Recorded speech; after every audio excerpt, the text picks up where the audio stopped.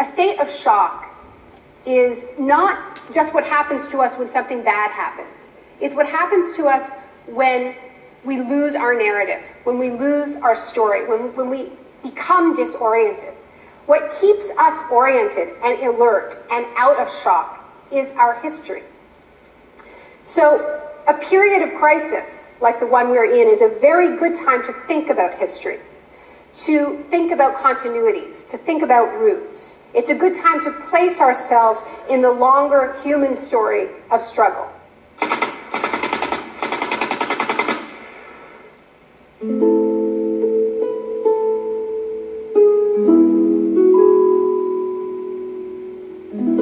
The story begins on June the 1st, 1951, when representatives of Western intelligence agencies secretly met with academics at Montreal's Ritz-Carlton Hotel. This meeting contributed to military-funded research into the effects of sensory deprivation at McGill University. Sensory deprivation really is a way of producing extreme monotony. It causes loss of critical capacity. The thinking is less clear. The subject complains that he can't even daydream. And when you have college students that can't daydream, they're in a bad way. I began to think while we were doing our experiments that it's possible that something that involves physical discomfort or even pain might be more tolerable than simply the deprivation conditions that we studied. Hebb decided to stop work on the research. But I had no idea when I suggested that what a vicious weapon, potentially vicious weapon, this could be. These are the days, and ours are the occasions. But experiments at McGill continued under the ambitious head of psychiatry, Dr. Ewan Cameron. What he did was much more than what we had done. We did our work strictly with the understanding that the subject could get up and walk out at any point he wished to, and some of them did. Cameron's patients were not so lucky. The Allen Memorial Institute, where he worked, began to resemble a macabre prison, where Cameron performed bizarre experiments on his psychiatric patients. Cameron wanted to de-pattern or wipe clean his patient's mind, so he could rebuild them from a blank slate. Janine Huard was a young mother of 4, suffering from postnatal depression. I used to shiver when they told me about, you're going to get a shock treatment tomorrow. I used to shiver. I was so scared of it.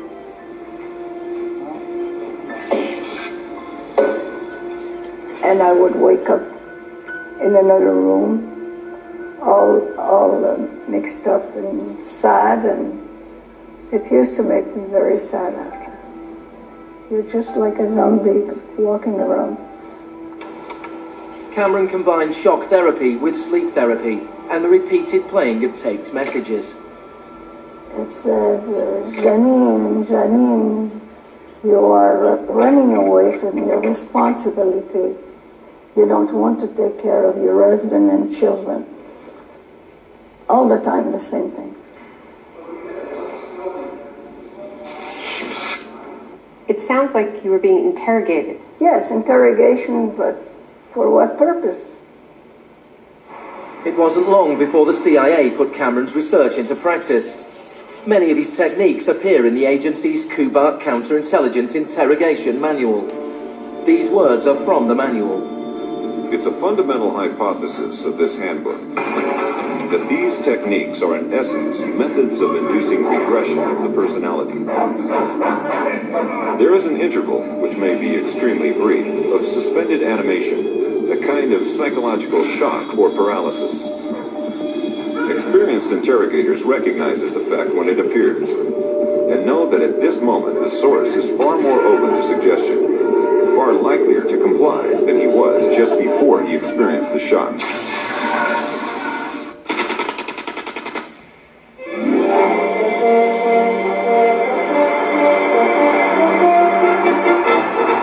At the same time as Ewan Cameron was conducting his experiments in Montreal, an exponent of another kind of shock was working not so far away.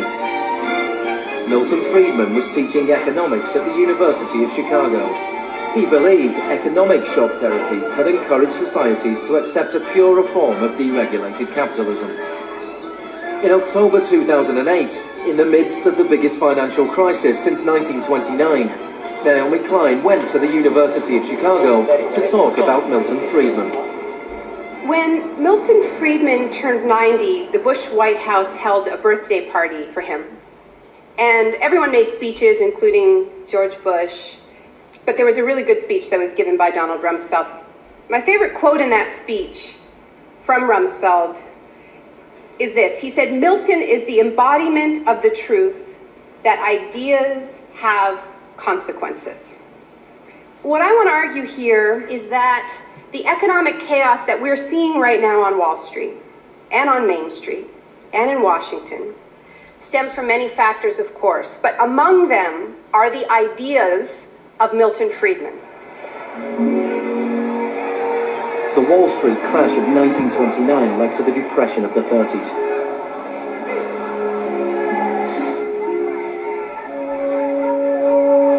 Central to Friedman's thesis was his opposition to the New Deal, announced by President Franklin Roosevelt in his inaugural speech. Our greatest primary task is to put people to work. This is no unsolvable problem if we face it wisely and courageously. Let me assert my firm belief that the only thing we have to fear is fear itself. Influenced by the economist John Maynard Keynes, Roosevelt started a program of public employment to get people back to work. Today, depression is a fading memory. Millions of men and women have found employment, and with it, confidence and hope. It wasn't that simple. The Depression lasted into World War II. But after the war, the Marshall Plan spread Keynes's model of government regulation and intervention to Europe.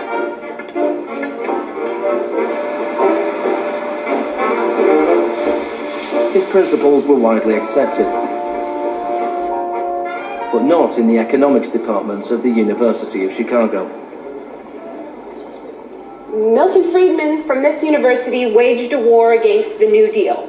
Friedman was a member of a group called the Mont Pelerin Society, led by the Austrian economist Friedrich von Hayek. They believed that if governments stopped providing services and stopped regulating markets, the economy would correct itself. In the 50s, they were seen as cranks, but over the last 30 years, their ideas have become the dominant economic doctrine. The thesis of the shock doctrine is that we've been sold a fairy tale about how these radical policies have swept the globe. That they haven't swept the globe on the backs of freedom and democracy, but they have needed shocks, they have needed crises, they have needed states of emergencies. Milton Friedman understood the utility of crisis.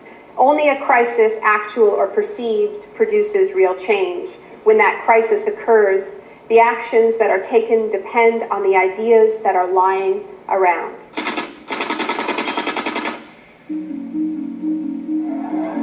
It was in Chile that Friedman's disciples first learned how to exploit a large-scale shock or crisis.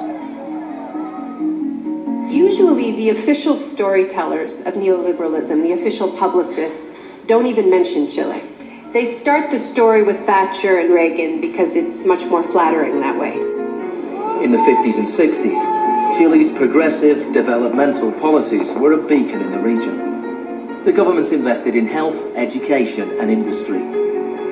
American corporations were worried their investments would suffer. In response, the US State Department began sponsoring students from Chile and the rest of South America to study free market economics with Milton Friedman. The University of Chicago had a joint arrangement with Catholic University of Chile, under which a great many Chilean students came to the University of Chicago, were trained by us and received PhDs.